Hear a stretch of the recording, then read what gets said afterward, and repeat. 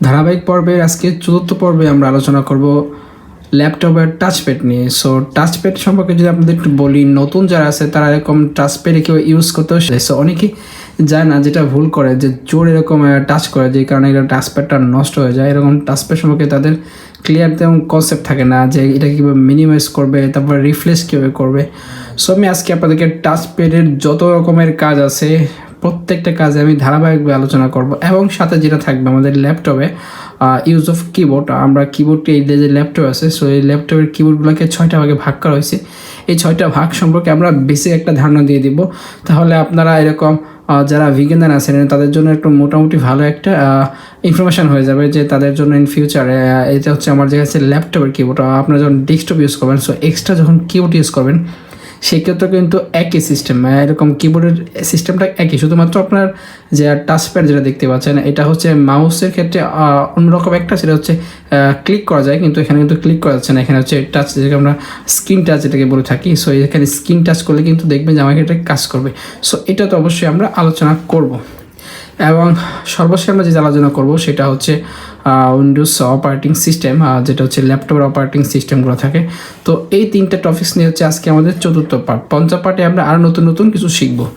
So এটা হচ্ছে আমার এখানে যে টাচপ্যাড। সো আপনি দেখেন আমি যখন আমার আঙুলটা রাখলাম, এখানে রাখার পর দেখেন আমি এখানে যখন করতেছি, মুভ করতেছি, সো এখানে কিন্তু একটা রকম কার্সরটা কি মুভ করতেছে, দেখেন আমি এটাকে সিলেক্ট করতেছি, দেখেন এটা কিন্তু সিলেক্ট হয়েছে। আমি আঙুলটা সরাই ফেললাম, শুধু এইটুকু সিলেক্ট আছে। দেন আমি এখন এই ওয়ার্ডটাকে সিলেক্ট করতেছি। সো আমি আপনাদেরকে সিলেকশন দেখাচ্ছি না, যেটা কাজ করতেছে সেটা আমি আপনাদেরকে দেখাচ্ছি।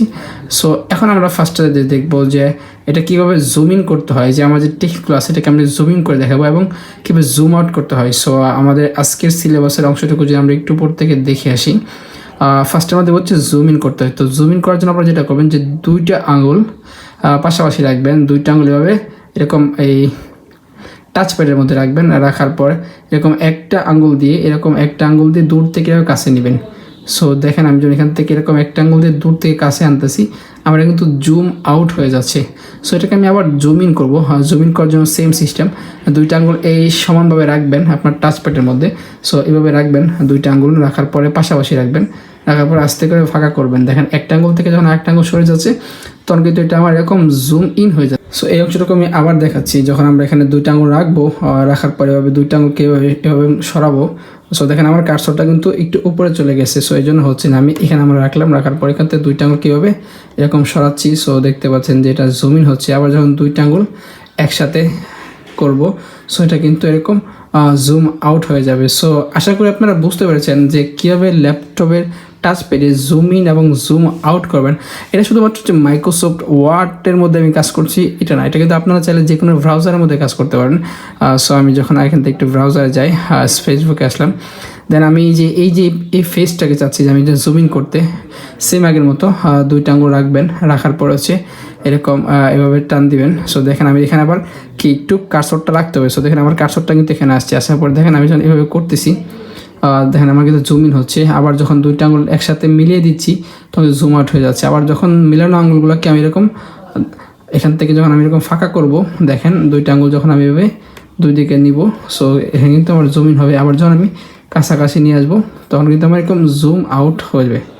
সো আমি এখান থেকে ল্যাপটপের পিকচারটা দেখাচ্ছি, যেটা দেখলে আপনার হয়তো একটু বড় ক্লিয়ার ধারণা হবে। সো এটাকে আমি এভাবে জুম ইন করবো। সো দেখতে পাচ্ছেন যে আমার যে ল্যাপটপের যে পিকচারটা আছে সেটা কিন্তু এরকম জুম ইন হয়ে চলে আসছে। সো আবার যখন আপনারা এরকম কী করবেন, একসাথে মিলিয়ে দিবেন 2টা আঙুল, তাহলে কি জুম আউট হয়ে যাবে।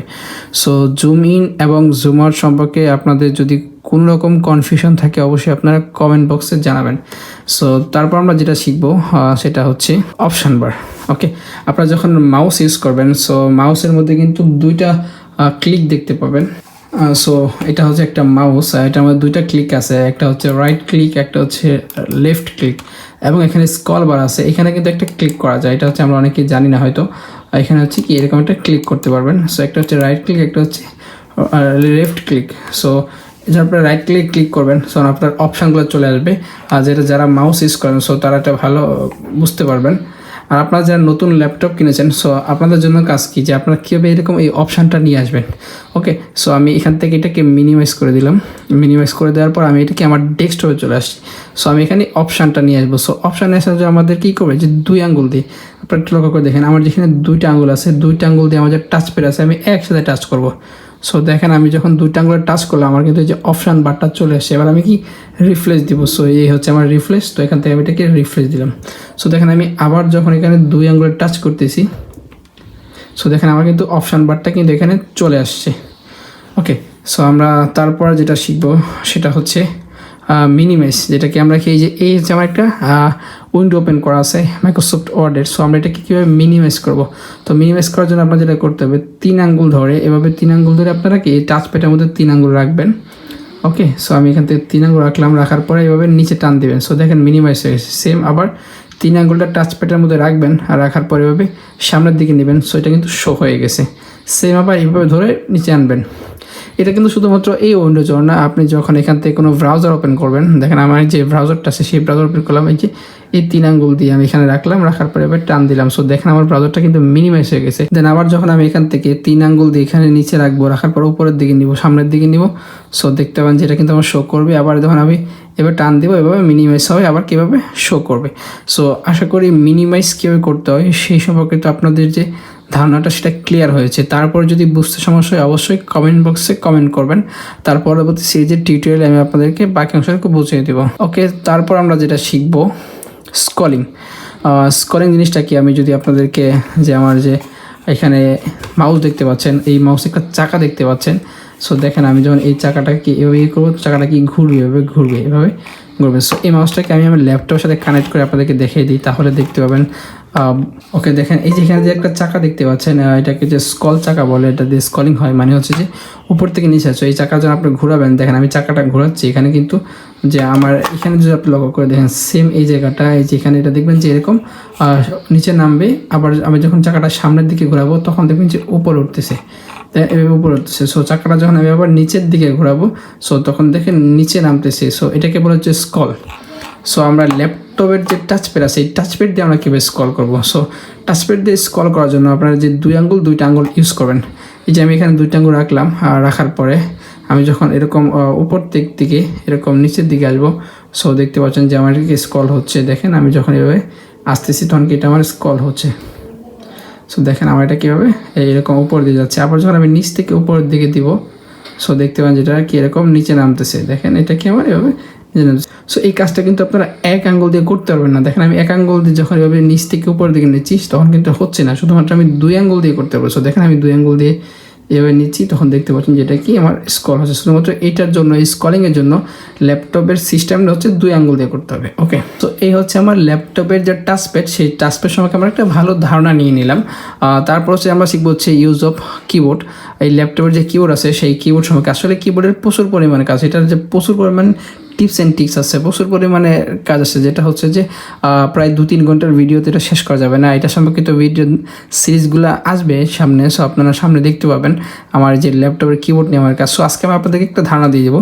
সো ল্যাপটপের কিবোর্ডকে 6 ভাগে ভাগ করা যায়। একটা হচ্ছে যে কন্ট্রোল কি, তারপর হচ্ছে আপনার ফাংশন কি, তারপর হচ্ছে টাইপিং যেটা আছে, নেভিগেশন আছে, তারপর হচ্ছে যে নিউমেরিক কি, তারপর হচ্ছে ইন্ডিকেটর লাইট। সো এটা আমার হচ্ছে ল্যাপটপ, এই জন্য আমার এখানে ইন্ডিকেটর লাইটগুলো নাই, সাধারণত ল্যাপটপে থাকে না। সো আমি একটু নিচে যাই এখান থেকে, নিচে যাওয়ার পরে সো আপনারা এখানে দেখতে পাচ্ছেন এটা হচ্ছে একটা কিবোর্ডের পিকচার। কিবোর্ড সম্পর্কিত মোটামুটি কিবোর্ড কেমন হয় সেই সম্পর্কিত ধারণা সবারই মোটামুটি আছে। সো আপনারা এখানে বিভিন্ন কালার দেখতে পাচ্ছেন, এখানে একটা কালার দেখতে পাচ্ছেন যেটা হচ্ছে সবুজ বলা হয়। এই যে এখানে যে কিগুলো আছে, যেগুলো হচ্ছে আমার যে ল্যাপটপের মধ্যে এই পাশে যে কিগুলো আছে, যে অ্যারো কিগুলো দেখতে পাচ্ছেন, এই যেখানে এখানে এরকম 4টা কি আছে। সো এখানেও কিন্তু এরকম 4টা কি দেখতে পাচ্ছেন, 1 2 3 4। তো এখানে এরকম 4টা কি দেখতে পাচ্ছেন।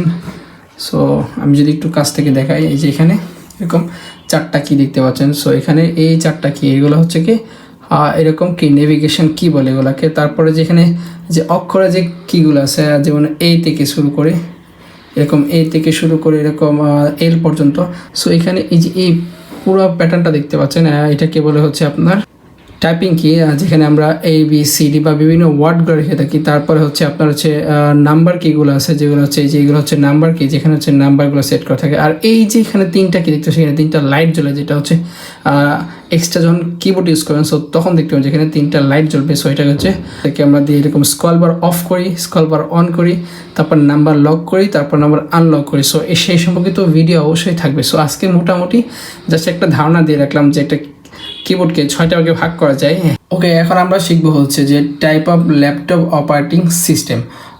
ল্যাপটপের যে অপারেটিং সিস্টেম আছে, মূলত কম্পিউটার যে অপারেটিং সিস্টেম আমরা বলতে পারি, এতে কিছু অপারেটিং সিস্টেম আছে যেগুলো হচ্ছে ফ্রিতে ইউজ করতে পারবেন, আর কিছু আছে, অধিকাংশগুলোই আছে যেগুলো কি আপনাদের ইউজ করতে হলে অবশ্যই টাকা দিয়ে ইউজ করতে হবে, এবং কিছু কিছু আছে যেগুলোর জন্য ফিক্সড, এটা ছাড়া অন্য কোনো এরকম সফটওয়্যার কাজ করবে না, অন্য কোনো উইন্ডোজে কাজ করবে না। সো ফার্স্ট অফ অল এখানে দেখতে পাচ্ছেন যে ম্যাক ওএস। সো এটা শুধুমাত্র যে অ্যাপলের ল্যাপটপগুলো আছে সেগুলোর জন্য। এরকম আমার যেখানে ডেলের যে ল্যাপটপ, এই ল্যাপটপ কিন্তু এটা কিন্তু সাপোর্ট করবে না, এটা শুধুমাত্র কি অ্যাপলের ল্যাপটপের জন্য। তারপরে লিনাক্স, এটা একটা ফ্রি উইন্ডোজ, এটা কিন্তু অপারেটিং সিস্টেমটা কিন্তু ফ্রি, কমপ্লিট ফ্রি, কিন্তু এটা আমরা ইউজ করি না, এটা বাইরের কান্ট্রিতে ইউজ করি, আমরা এর সাথে অভ্যস্ত নই। তারপর আইওএস দেখতে পাচ্ছেন এখানে। সো এখানে কিন্তু অনেকগুলো উইন্ডোজ দেখতে পাচ্ছেন। সো আমরা যে উইন্ডোজগুলো, উইন্ডোজ 7 এবং উইন্ডোজ 10 8, এই তিনটার সাথে কিন্তু আমরা কি মোটামুটি ভালো পরিচয়। এটা হচ্ছে উইন্ডোজ 10 এরকম লোগো এটা, তারপর হচ্ছে উইন্ডোজ 7। সো আপনাদেরকে একটু বলে রাখি যে আপডেট বাই জেনারেশন আপডেট হয়, কিন্তু এরকম এই যে উইন্ডোজগুলো একসময় ছিল এরকম এক্সপি, তারপর আসছে হচ্ছে 7 এবং 8, তারপর হচ্ছে 10, এখন কিন্তু বর্তমানে 11 চলতেছে। সো আপনার যে ল্যাপটপটা আছে, আপনার যে কম্পিউটারটা আছে, সো আপনার এই কম্পিউটারটা কোন উইন্ডোজ দেওয়া আছে আপনি সেটা চেক করবেন কীভাবে। সো আমাদের আজকে সর্বশেষ পার্টে কিন্তু আমরা এটাই আলোচনা করবো। যে সো আপনারা এখানে দেখতে পাচ্ছেন যে কম্পিউটারের মতো একটা আইকন দেখতে পাচ্ছেন, ঠিক তার একটু নিচে দেখতে পাচ্ছেন এখানে দিস পিসে লেখা আছে। সো আপনাদের এখানে কম্পিউটার লেখা দেখতে পারে। সো যেটাই থাকুক না কেন, আপনার কম্পিউটারের মতো আইকনটা এখানে মাউস পয়েন্টার রাখবেন, রাখার পরে মাউসের রাইট বাটনে ক্লিক করবেন। ক্লিক করার পর একদম নিচে দেখতে পাচ্ছেন যে প্রপার্টিজ লেখা আছে, প্রপার্টিজে আপনারা ক্লিক করবেন। ক্লিক করার পর আপনারা দেখতে পাচ্ছেন যেখানে অ্যাবাউট লেখা আছে, এখানে দেখতে পাচ্ছেন যে your PC is monitored and protected. So তারপর এখানে দেখতে পাচ্ছেন ডিভাইস স্পেসিফিকেশান। সো আমাদের ডিভাইসের স্পেসিফিকেশানগুলো আমরা এখান থেকে জানবো। তারপর নিচে দেখতে পাচ্ছি যে উইন্ডোজ স্পেসিফিকেশান। সো আমরা উইন্ডোজের সম্পর্কে আমরা এখান থেকে জানবো। ওকে, প্রথমে দেখতে পাচ্ছি এখানে ডিভাইস নেম, এটা হচ্ছে আমার যে ডিভাইসটা আছে, ল্যাপটপটা আছে। সো এই ল্যাপটপের এখানে নেম দেখতে পাচ্ছেন, আপনারা চাইলে কিন্তু এই নেমটা চেঞ্জ করতে পারেন। অনেকে দেখবেন যে নিজের নাম দিয়ে এখানে করে রাখে, সো আমি এটা করিনি, আপনারা চাইলে আপনারা করে দিতে পারেন। সেটা কীভাবে করবেন যদি আপনাদের জানার প্রয়োজন হয় তাহলে অবশ্যই কমেন্ট বক্সে কমেন্ট করে রাখবেন, তাহলে আমি আপনাদের জন্য একটা আলাদা টিউটোরিয়াল করে দেবো যে আপনারা চাইলে কীভাবে ডিভাইসের নামটা পরিবর্তন করতে পারেন। অলরাইট, তারপর যেটা দেখতে পাচ্ছেন সেটা হচ্ছে প্রসেসর, ইন্টেল ক্যালন N4000 সিরিজের একটা প্রসেসর। সো আপনার এখানে কি core i3, core i5, core i7 এরকম প্রসেসর থাকতে পারে। সো আপনাদের এখানে যে এই যে প্রসেসর যেটা আছে, যেটা যত বেশি আপডেট হবে এটার কিন্তু কম্পিউটারের স্পিডটা কিন্তু তত বেশি হয়ে যাবে। সো আপনি এই স্পিডটা এখানে দেখেন যে 1.10 GHz আমার যে ডিভাইসটা সেই ডিভাইসের স্পিড। সো আপনারা যখন দেখবেন যে core i3, core i5, core i7 processor, সেক্ষেত্রে দেখবেন যে এখানে 3.21 বা বিভিন্ন গিগাহার্টসের স্পিডটা থাকবে। সো আপনারা এটা ডিপেন্ড করে হচ্ছে যে কী পরিমাণ অ্যামাউন্ট দিয়ে আপনার ডিভাইসটা আপনি কিনেছেন, তাহলে কি দেখতে পাবেন যে আস্তে আস্তে কি যখন অ্যামাউন্ট বাড়বে তখন ডিভাইসের যে স্পিডটা আছে সেটা কিন্তু বেড়ে যাবে। অলরাইট, তারপর দেখতে পাচ্ছেন এখানে ইনস্টলড র্যাম, আমার এখানে যে র্যাম মানে স্টোরেজ যেটা আছে এটা হচ্ছে 4GB, কিন্তু আপনারা চাইলে কিন্তু 4GB ইউজ করতে পারবেন না। সো এখানে দেখেন লেখা আছে যে 3.81 ইউজেবল, আর আপনি এখান থেকে 3.81 ইউজ করতে পারবেন, আর বাকিগুলো কিন্তু বাকি উইন্ডোজে নিয়ে নেবে, সেটা কিন্তু আপনি ইউজ করতে পারবেন না। তারপর হচ্ছে ডিভাইস আইডি, সেটা আমি বললাম না গোপনীয়তার জন্য, প্রোডাক্ট আইডিটাও আমি এখান থেকে হাইড করে রাখলাম। তারপরে আপনি যদি এখান থেকে একটু দেখেন, তারপর হচ্ছে এটা হচ্ছে সিস্টেম টাইপ। সিস্টেম টাইপটা দেখেন দুই রকম হয়, একটা হচ্ছে 32 বিট, একটা হচ্ছে 64 বিট। সো আমার এখানে কিন্তু 64 বিট অপারেটিং সিস্টেম দেখতে পাচ্ছেন। এখন আপনাদেরকে যদি আমি ছোট্ট করে একটু বলি যে 32 বিট এবং 64 বিট জিনিসটা কি। 32 বিট হচ্ছে এটা হচ্ছে ওল্ড ভার্সন, যেটা আমরা উইন্ডোজ 7-এ দেখে আসছি। 64 বিট হচ্ছে এটা হচ্ছে উইন্ডোজ 10-এ আমরা ইউজ করে থাকি। সো অনেক সফটওয়্যার আছে বর্তমানে আপডেট হয়ে সেটা কি 32 বিটে সাপোর্ট করে না, সেক্ষেত্রে কি অবশ্যই 64 বিট লাগবে। সেক্ষেত্রে আপনাদের ফটোশপ আছে, যারা ফটোশপ 21 ইউজ করেন তারা বলতে পারবেন যে তাদের পিসিতে অবশ্যই 24 বিটের আছে।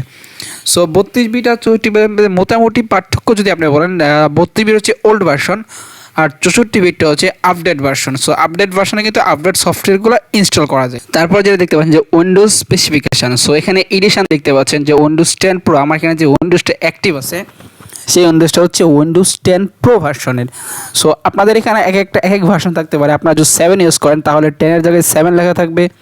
আপনারা যদি 11 ইউজ করেন তাহলে 11 লেখা দেখতে পাবেন। আপনারা যদি 10 ইউজ করেন সো আমার মতো এখানে 10 দেখতে পাবেন। সো তারপর এখানে ভার্সন দেখতে পাচ্ছেন 21H2 আর এটা হচ্ছে ইনস্টলেড 1। সো আমি এটা সর্বশেষ কবে ইনস্টল করেছিলাম দেখেন, এখানে দেখতে পাচ্ছেন যে 14 আগস্ট 2022 কিন্তু আমি এটা সর্বশেষ ইনস্টল করেছিলাম। তারপর ওএস বিল্ড দেখতে পাচ্ছেন, সো এটা সিকিউরিটির জন্য আমি এটা এখান থেকে হাইড করে রাখছি।